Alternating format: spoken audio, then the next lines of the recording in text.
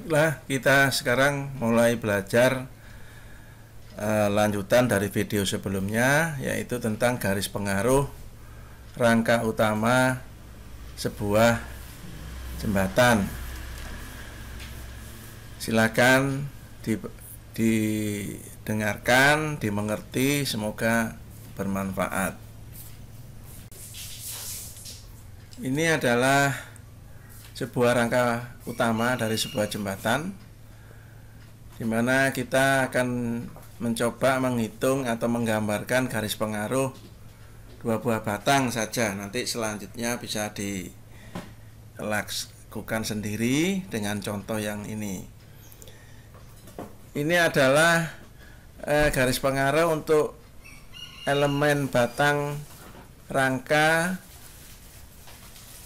JD dan CD. JD itu yang ini, CD yang bawah. Nah, bagaimana caranya? Nah, nanti kita bisa menggunakan dengan cara rater yang paling gampang untuk mencari gaya-gaya batangnya dengan memberikan beban satu satuan yang berjalan dari A sampai ke G. Nah, hasilnya seperti gambar yang di bawah ini, yang gambar biru dan kuning. Nanti caranya pada slide berikutnya. Nah, kalau gambar garis pengaruh JD ini adalah batang diagonal. Batang diagonal ini akan menerima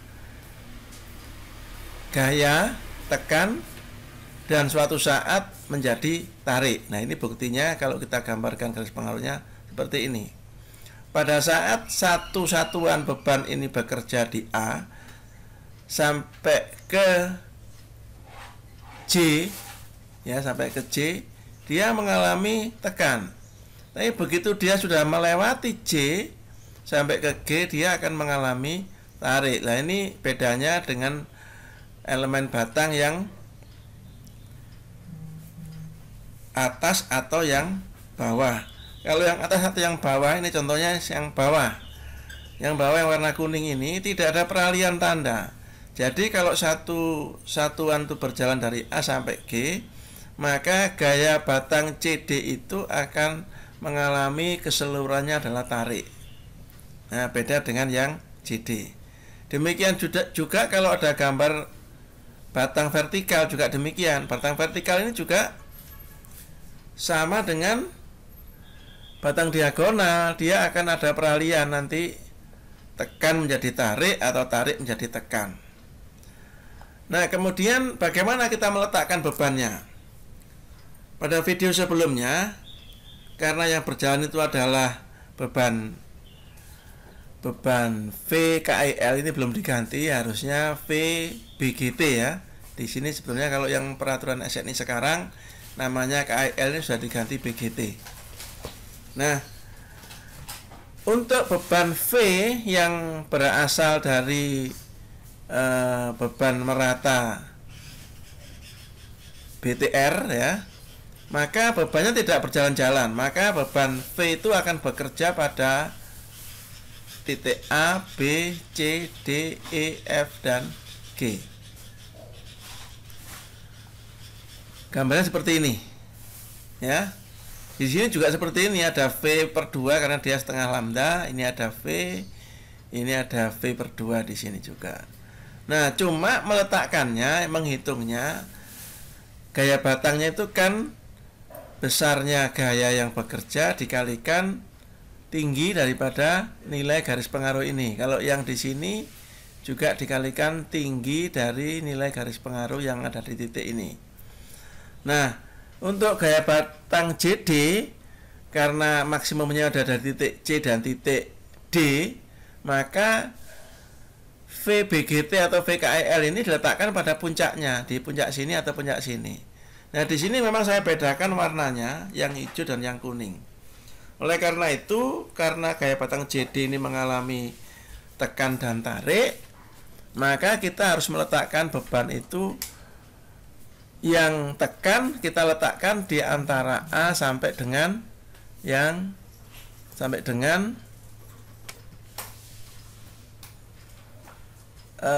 C sampai dengan C, ya, sampai dengan C. Kemudian kalau tarik, maka yang hijau tidak diletakkan, tinggal kita letakkan yang kuning saja karena dia tarik. Kalau diletakkan semuanya, hijau diletakkan, kuning diletakkan, dia akan saling mengurangi. Jadi tidak maksimum. Oleh karena itu, kalau menghitung gaya batang tekan, kita letakkan pada daerah tekan, garis pengaruh daerah tekan. Kalau menghitung gaya batang tarik, kita letakkan pada daerah tarik. Nah, beda halnya dengan yang garis pengaruh yang mengalami gaya batang sesifat. Misalkan gaya batang CD ini dari A sampai ke G semuanya tarik, tidak ada yang tekan.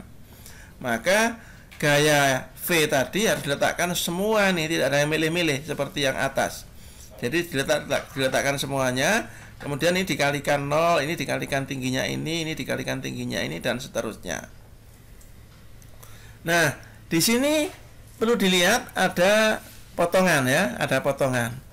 Kenapa ada potongan? Karena gaya 1 itu berjalan dari A sampai dengan G. Sehingga di sini itu merupakan muatan tidak langsung. Kalau kita belajar statis tertentu itu, maka muatan tidak langsung itu tidak ada beban yang bekerja di antara CD, di C atau di D. Makanya di sini sebetulnya dia lancip, maka dia dipotong seperti ini.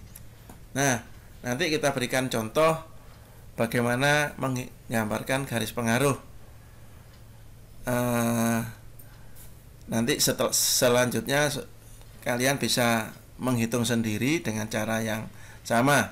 Makanya lihat video berikutnya bagaimana kita menggambarkan cara menghitung dan menggambarkan garis pengaruh. Baiklah, ini ada contoh problem bentuk rangka yang batangnya agak lengkap. Dia ada batang atas, batang horizontal bawah, batang diagonal, dan batang vertikal. Marilah kita coba kerjakan bagaimana membuat garis pengaruh dari batang-batang itu.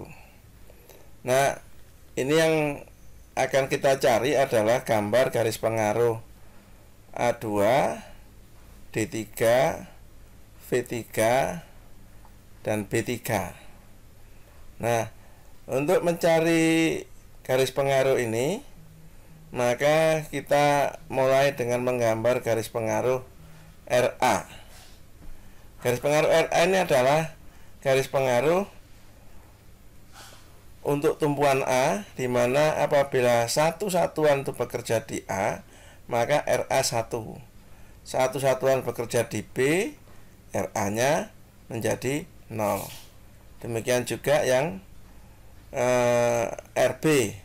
Untuk 1 di A, RB-nya 0. Untuk 1 di B, RB-nya 1. Nah, sekarang kita mau menghitung garis pengaruh A2. A2 itu yang mana? Yang atas ini. Ini A2. Maka kita dalam menghitungnya kita menggunakan potongan Ritter. Nah, potongan Ritter ini adalah potongan 1 yang kita pakai untuk menghitung gaya batang A2 sesuai dengan posisi satu satuan ini, P satu satuan yang berjalan dari A sampai dengan B. Pertama-tama kita lihat adalah potongan 1 kiri. Ya, kita boleh lihat sebelah kiri, boleh lihat sebelah kanan. Kalau lihat sebelah kiri, maka dari sebelah kanan potongan ini kita tidak perlu melihat. Yang kita lihat adalah sebelah kiri potongan. Nah, kalau sebelah kiri potongan, maka A2 itu sentrumnya dia adalah titik D. Apa sentrum itu? Sentrum itu adalah tempat titik momen, tinjauan momen, di mana gaya-gaya batang selain A2 itu akan sama dengan 0 pada potongan 1. Nah, sehingga di sini kalau D itu sentrumnya A2, kenapa? Karena A2 terhadap D momennya adalah A2 kali H, sedangkan D3 dan B3 itu terhadap D adalah nilainya 0. Makanya D itu disebut sentrumnya A2. Kalau kita menggunakan sigma MD sama dengan 0, maka bila 1 ada di A, A2-nya sudah pasti 0. Kalau 1 ada di B, maka A2 juga sama dengan 0. Nah, sekarang yang tidak 0 di mana? Yang tidak 0 itu adalah apabila 1 itu berada di sentrum, itu adalah maksimum. Jadi gaya batang A2 akan maksimum apabila 1 itu berada di sentrum. Nah, ini apabila 1 berada di sentrumnya adalah titik D, maka RA-nya ini adalah 3/4 ton. Ya.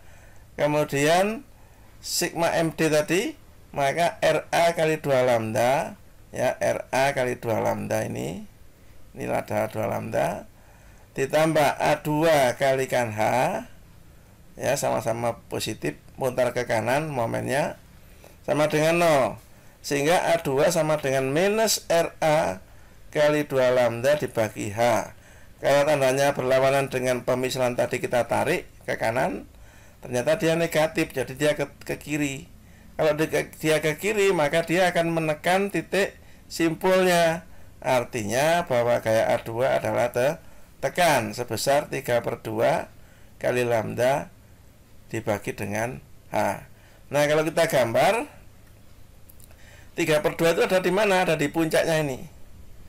Nah, puncaknya ini. Sudah, kalau ini ketemuin 3/2, maka titik di sini tadi kita hubungkan dengan 0, kita hubungkan di sini dengan 0, sehingga tingginya ini adalah 3/2, yang sebelahnya menjadi lebih kecil, yaitu dihitung dengan cara perbandingan, ya, perbandingan segitiganya ini, perbandingan ini juga akan lebih kecil lagi, lebih kecil lagi, lebih kecil lagi, di sini akan menjadi 0. Nah, itulah garis pengaruh RA.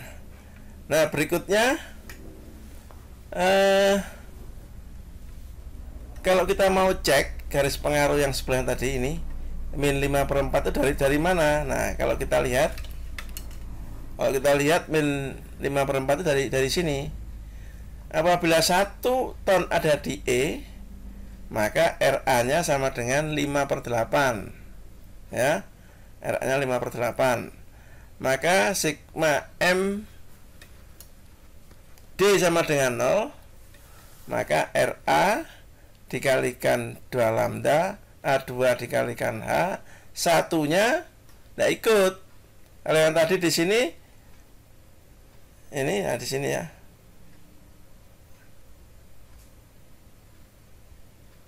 satu ton di D, satunya 0. Kalau di sini di E, satunya tidak ikut juga karena dia sudah di kanan potongan. Kita lihat sebelah kiri potongan.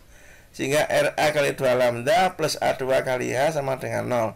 RA-nya sama dengan 5/4 lambda kali H.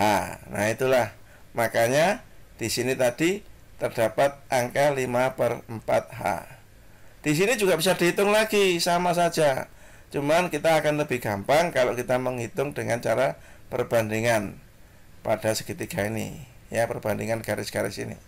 Bisa kita hitung langsung tanpa menggunakan sigma momen lagi, karena ini pasti linear, pasti lurus. Oke, berikutnya adalah garis pengaruh B3, ini yang bawah. Nah, B3 ini sentrumnya di mana? B3 itu sentrumnya ada di mana sentrumnya? Dia adalah satu sentrumnya dia, kalau kita lihat sebelah kiri potongan, maka semua gaya yang terhadap titik momennya 0 itu adalah A2 dan D3. B3 ada jaraknya, maka N ini adalah sentrumnya. Maka nanti puncaknya garis pengaruh untuk garis pengaruh B3 itu pasti di bawahnya N di sini. Nah, ini bawahnya N. Nah, karena sentrumnya ada di bawah N, maka pada saat 1 berada di E, itu gaya batang B3 ini menjadi maksimum. Sehingga seperti sebelum-sebelumnya, kalau kita lihat titik A dan titik B ini selalu 0, Kita tinggal mencari puncaknya. Puncaknya itu persis 1 ada di E. Nah, kalau kita lihat potongan 1 di kiri potongan, maka RA pada saat 1 di E itu sama dengan 5/8. Kemudian sigma MN sama dengan 0, ya, sigma MN terhadap N sama dengan 0, maka RA kali lambda 3 lambda dikurangi B3 kali H sama dengan 0. Besarnya adalah 15 lambda per 8. Itu di sini. Nah, sehingga yang sebelahnya ini kita bisa hitung dengan cara perbandingan dalam segitiga ini. Ini juga demikian. Kalau kita tidak percaya, bisa kita cek ini berapa. Kalau kita perbandingan segitiga, ini adalah menjadikan 5 lambda per 4. Kalau kita hitung, ya kita lihat 1 ada di D. Kalau di sini kan satunya di D. Kita lihat kiri potongan, maka RA-nya dia adalah 3/4. Sigma momen terhadap N, satunya ikut karena 1 ada di D terhadap N punya jarak lambda. Makanya RA kali 3 lambda min 1 kali lambda min B3 kali H sama dengan 0. Ketemunya 5 lambda per 4 per H. Sama dengan kita menggunakan perbandingan segitiga. Lebih mudah ya daripada kita menghitung sigma momen seperti ini. Demikian garis pengaruh B3. Untuk garis pengaruh berikutnya kita lihat video berikutnya. Merupakan lanjutan daripada tata cara kita menghitung garis pengaruh. Silakan dilihat